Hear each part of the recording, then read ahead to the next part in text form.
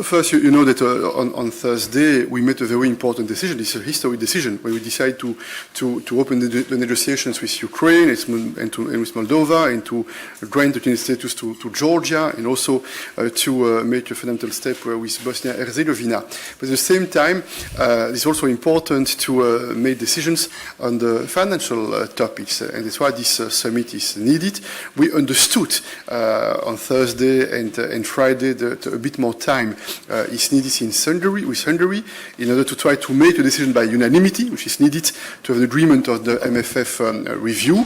And we intend to work very hard, and really determined to work again very hard with the 27 member states, including Hungary, to convince Hungary to make a positive decision on the financial aspects.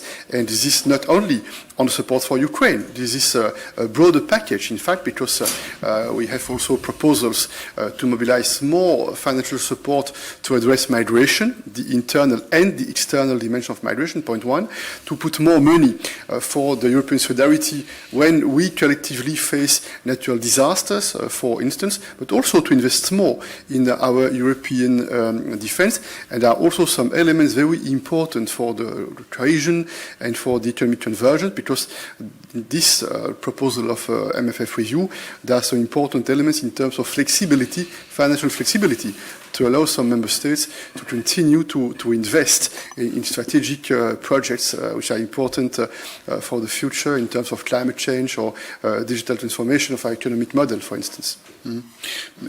Maybe just adding on what Charles just said, I thought that the summit last week was an important one because progress has been made on the budget discussion.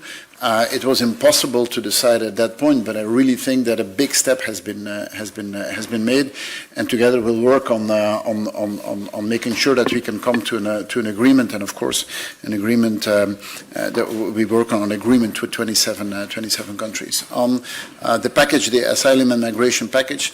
I think the Spanish presidency has made a lot of progress. Still working on it. Indeed, it is clear that indeed the complete closure of the package, it will be up to us to do that. But really building on everything that has happened on the Spanish side, and we are confident that the preparatory work that has been done by our Spanish friends should be sufficient to be able to close that topic.